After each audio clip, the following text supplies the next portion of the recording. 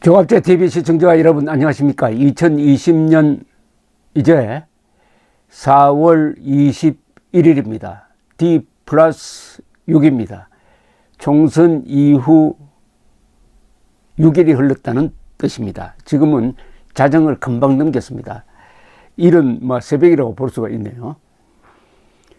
요사이 총선에서 지고 난 다음에 이 통합당이나 우파가 보여주는 행태를 보고 있으면은 2022년에 또 지겠다고 하는 생각이 듭니다. 또 지겠다. 호랑이한테 물려가도 정신만 차리면은 산다라는 말이 있습니다. 그러나 지금 다 제정신이 아닌 것 같습니다. 오늘 조선일보 오피니언 칼럼에 조선일보 정치부장이 쓴 기사가 음모론은 이제 그만 못나서 진 거다라는 제목을 따랐습니다.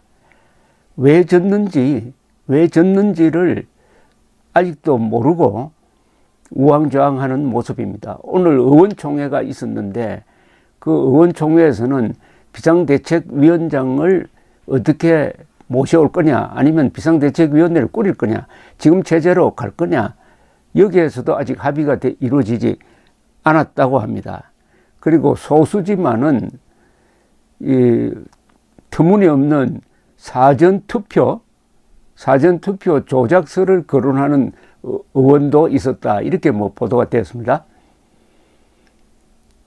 이 사태를 어떻게 수습하고 다시 일어날 거냐 하는 것은 냉정하게 있는 그대로를 봐야 됩니다. 사실을 직시하고 현실을 받아들여야 합니다. 패배했다. 그러나 언론이 하자는 대로 하면 망합니다. 황교안 대표가 망할 짓만 골라서 한 것도 대부분이 언론이 등을 밀어서, 그리고 허영심과 오만과 또 명분론에 휩쓸려 가지고 주체성을 상실했기 때문에 망한 겁니다. 이럴 경우에 가장 중요한 것은 자존심을 되찾고 자주성을 회복하는 겁니다. 자주성이라는 것은 자기가 중심이 되어야 합니다. 비상대책위원장을 왜 자꾸 외부에서 끌어옵니까? 자유한국당이나 미래통합당에 대해서 아무런 애경이 없는 사람을 끌어와 가지고 당을 고쳐달라고 하면 되겠습니까? 아니, 당을 바로잡을 사람이 없는 당이라면은 그 당은 정말 문제가 있는 것 아닙니까? 그러니까 당 내에서 해체론이 나오는 것 아닙니까? 정당 해체론이 나온다는 것은 국가로 말하면 군대 해체론이 나오는 거하고 똑같습니다. 정당이나 군대나 권력을 쟁취한다는 점에서 속성이 같아요. 평소에 정당은 군대입니다. 국군입니다. 정당의 자존심, 정당의 존재 이유에 대해서 자각이 되어 있지 않다, 이렇게 보입니다. 제가 자유우파가 2022년에 역전승하는 방법이 있다고 해서 메모를 해 두었더니 마침 이게 다소 생각 있는 사람들 사이에서 화제가 되는 듯 합니다. 요걸 다시 제가 소개를 해 드리겠는데, 그듭 중요한 것은 주체적 관점을 갖는 겁니다. 노예 근성에서 탈피해야 됩니다. 우파든지 아니면 통합당이든지 자신이 해결하겠다. 내가 해결한다. 뭘로 해결할 거냐? 근거가 있어야 될 거 아닙니까? 그 근거는 사실과 법과 그 다음에 과학입니다. 모든 것을 사실 그대로 보고 거기서 나아갈 길을 찾아야 되는데, 이게 바로 실사구시입니다. 실사구시는 한자를 쓰면은 명확하게 뜻이 나옵니다. 실은 현실입니다. 사는 사실이에요. 그러니까 사실과 현실을 기초로 해가지고 나아갈 방향을 정한다는 게 실사구시입니다. 지금 미래통합당은 실사구시해야 됩니다. 현실을 잘 살피고 사실이 뭔지를 알고 그 다음에 나아갈 방향을 정해야지, 남이 하자는 대로, 그리고 무엇이 그럴듯하다 해가지고 여기 쫓아가다가 저기 쫓아가다가 길을 헤매서는 안 되겠다, 이렇게 보입니다. 김유신이 백제를 멸망시킨 다음에 당나라 군대가 신라까지 치려고 하니까 의전회의가 열렸습니다. 태종무열왕을 중심으로 해가지고 거기서 한 말을 저는 가끔 인용을 합니다. 뭐라고 했느냐? 개는 주인을 두려워하지만 주인이 개의 다리를 밟으면 물어야 합니다. 우리가 어찌 환란을 당해서 가만히 있을 수가 있겠습니까? 이렇게 이야기합니다. 그 말은 뭐냐? 당나라가 비록 주인 노릇을 하면서 신라를 개처럼 취급하는 거 좋다. 그것도 감수할 수 있다. 그러나 당나라가 신라의 자존심을 상하게 해가지고 다리를 밟는다? 그럼 물어야 된다. 이런 뜻이죠. 그럼 물어야 된다. 이런 결전 자세를 취하니까 당군, 너희 장군이든 소정방이가 그냥 백제 포로들만 데리고 돌아갔습니다. 당고종이 물었습니다. 왜 내친 김에 신라마저 치지 않았느냐? 여기에 대해서 소정방은 이렇게 이야기했다고 삼국사기에 적혀 있습니다. 신라는 비록 나라는 작지만 임금은 백성을 사랑하고 신하는 나라에 충성하고 아랫사람은 윗사람 모시기를 부형과 같이 함으로 함부로 도모할 수가 없었습니다. 이렇게 이야기합니다. 그러니까 임금, 백성, 신하가 똘똘 뭉쳐 있었다는 이야기입니다. 이런 주체성이 바로 신라의 삼국통일의 근거가 되었고 그 정신이 워낙 높았으므로 그 뒤에 고려, 조선, 대한민국이 세계에서 가장 강력한 문화대국인 중국 옆에 붙어서도 우리 독자적인 문화와 아이덴티티를 지켜올 수 있었다. 그 역사를 이어가는 정권이 바로 한국의 우파 정권입니다. 바로 미래통합당입니다. 미래통합당이 이런 민족사적 자존심을 갖고 있느냐? 제발 삼국사기를 읽으면서 신라가 삼국 통일할 때 어떤 정신으로 했는지 그것을 좀 느끼면은 아마 재기할 용기가 생기지 않을까 이렇게 생각이 듭니다.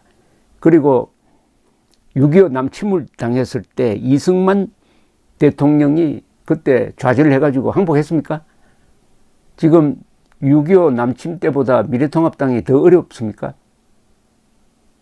그때 대한민국은 동맹국이 없었어요. 미군 다 철수했습니다. 그리고 가장 막강한 군대, 즉 소련 군대, 모택동 군대, 그리고 그 둘이가 지원하는 북한군, 이 세 나라가 합쳐가지고 탱크도 없는 국군을 탱크 200대로 기습을 했습니다. 그러면은 일패도지가 정상인데 버텨냈어요. 국군이 버텨냈습니다. 왜 버텨냈느냐? 희망이 있었습니다. 미군이 참전할 것이다. 그리고 이승만이란 중심이 있었어요. 지금 미래통합당이 기습받은 대한민국보다 더 불리합니까? 그리하여 이승만은 미군이 오기 전에 1950년 6월 25일에서 7월 5일 사이까지 열흘 동안 1대3으로 싸웠습니다. 1대3으로, 즉 중국, 소련, 북한군과 1대3으로 싸웠습니다. 그때 이승만 대통령이 무초 미국 대사한테 한 유명한 이야기가 있습니다. 빨리 무기를 보내달라. 무기를 보내주지 않더라도 우리는 싸운다. 어떻게 싸우느냐? 남녀노소가 짝대기와 돌멩이 들고 나와서 싸운다. 그때보다 미래통합당이 지금 더 불리합니까? 다 자유우파는 배부른 사람들 아닙니까? 국군이 있지 않습니까? 한미동맹이 있잖아요. 삼성 같은 기업이 있지 않습니까? 왜 좌절을 합니까? 왜 자존심이 그렇게 없습니까? 자존심. 아니, 자존심이 없는 인간은 노예입니다. 노예.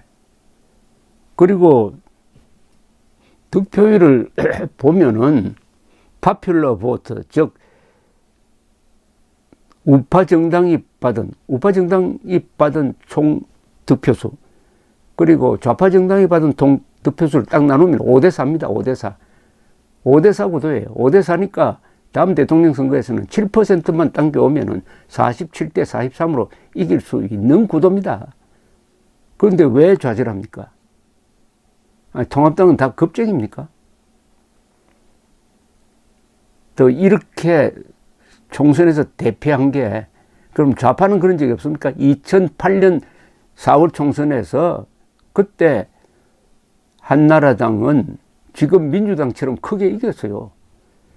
근데 그 한 달 뒤에 어떻게 됐습니까? 광우병 난동이 일어나니까 압도적 의석수를 가지고 있던 한나라당 정권, 특히 이명박 대통령이 겁을 먹고 그 뒤부터 제대로 권한을 행사하지 못했습니다. 그때의 좌파처럼 독하게 정권을 상대해야 되는 것 아닙니까? 자, 불리하다고 생각하면 다 불리하고 유리하다고 생각하면 다 유리합니다. 지금은 유리하다고 생각해야 됩니다. 긍정적으로 이 세상을 볼 때라고 생각을 합니다. 그래서 제가 메모한 거, 어떻게 하면 우파가 다시 일어날 것이냐 하는 것을 다시 한번 소개해 드리겠습니다. 통합당도 살고 자유우파도 사는 길, 2022년에 정권을 다시 찾아오는 길을 찾아본다. 5대4의 좌우 구도인데 7%만 가져오면 47대 43으로 이긴다. 안 속는 40%와 잘 속는 50%라면 40%의 확장성이 더 크다. 다만 부지런해야 한다. 1. 미래통합당의 이름과 당색을 바꿔야 한다. 자유한국당으로 돌아가든지 자유당, 자유통일당, 자유민주당 등 자유가 들어간 정당 이름을 되찾아야 한다. 당색도 좌익의 전유물인 빨강은 안 된다. 2. 영혼이 담긴 이미지를 새로 만들어야 한다. 3. 이승만, 박정희, 이명박, 박근혜와 그의 시대를 지켜내야 한다. 4. 자학적 우파 분열자, 황교안, 김종인, 김형호, 유승민, 김세현 세력을 멀리해야 한다. 5. 총선 패배 요인을 정직하게 분석하고 대책을 세워야 한다. 되풀이되는 막말 프레임에 공세적으로 대응하는 매뉴얼을 만들어야 한다. 6. 보수 진보 개념을 버려야 한다. 용어를 좌우로 통일해야 한다. 7. 자유통일을 목표로 하고 자유통일을 우리의 무기로 만들어야 한다. 8. 낙선한 오세훈, 나경원, 심재철, 김진태, 이현주, 정우택 씨 등을 중용해야 한다. 낙선 그룹에서 대통령 후보가 나올지도 모른다. 9. 대통령 선거는 철저히 보수 진보 정책 대결이 아닌 좌우 체제 대결, 가치 대결 구도로 만들어야 한다. 자유통일이냐 공산통일이냐. 10. 김정은의 몰락과 바이든 당선에 대비해야 한다. 11. 우파의 영혼을 관리하고 대전략을 세울 수 있는 사상가와 전략가를 모셔야 한다. 이게 통합당이 해야 될 일입니다. 우파는 무엇을 할 것인가? 1. 통합당 운영에 적극적으로 관여해야 한다. 당원으로 많이 가입해서 발언권을 행사해야 한다. 2. 우파의 미학을 재건하자. 우파는 멋진 자유의 삶을 긍정하고 즐기는 사람들이다. 자유의 아름다움과 감동을 추구해야 한다. 교양, 상식, 용기, 문무겸전, 예술과 문학, 스포츠, 무엇보다도 말과 행동이 모범이어야 한다. 젠틀맨이어야 한다는 말입니다. 3. 짜증내지 말자. 음모론 퍼뜨리지 말자. 속삭일 때 외치지 말자. 성난 얼굴은 안 된다. 끼리끼리 모이면 발전이 없다. 4. 사상투쟁을 해야 한다. 가짜 민족주의, 반일 종족주의와 싸우자. 6. 대화마당, 스터디그룹, 협회 같은 소모임을 많이 만들자. 7. 좌우가 5대4이므로 7%만 더 얻으면 47대 43으로 이긴다. 기존 우파를 강화하고 중도와 젊은이들을 향한 슬기롭고 교양 있는 접근법을 고민하자. 슬기롭고. 8. 민족사와 현대사 속에서 우파의 자산을 발굴하고 활용하자. 화랑도, 신라의 삼국통일, 김춘추, 김유신, 문무왕, 백선엽 같은 한국전의 영웅들, 김방경 같은 고려의 장수들, 이승만, 박정희, 정주영, 이병철, 서울올림픽, 반도체 신화, 새마을운동 등 역사 속에서 우파의 교재를 찾아내자. 9. 국제 여론에 신경을 쓰자. 자유우파는 외국 언론으로부터 푸대접을 받는 이유를 알아야 한다. 10. 국군을 응원하자. 11. 자유우파의 주적은 김일성 세력이고 종북은 경멸의 대상이다. 이들을 한꺼번에 무너뜨리는 북한 해방의 자유통일 전략을 기본으로 해야 한다. 12.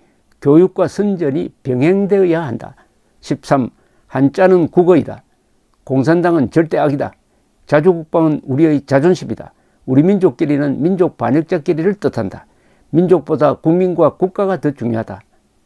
한미일 동맹은 자유동맹이다. 자유라는 나무는 애국자와 독재자의 피를 마시면서 자란다. 14. 미국, 일본, 유럽의 자유주의 세력과 연대한다. 15. 공산주의자와의 싸움은 민족사의 정통성과 삶의 양식을 놓고 다투는 타협이 절대로 불가능한 총체적 권력투쟁임을 잊지 말아야 한다. 장기적으로는 결국 인격의 싸움입니다. 인격의 싸움. 좌파와 우파 사이의 인격의 싸움은 뭐냐? 어느 쪽이 더 좋은 사람이냐? 어느 쪽이 더 용감하고 교양 있는 사람이냐? 누가 속는 사람이고 누가 안 속는 사람이냐의 대결. 바로 우리의 인격과 좌파의 인격이 대결해서 인격적으로 우리가 이겨야 대선에서도 이길 수 있다. 이런 말씀으로 정리를 해드리겠습니다. 감사합니다.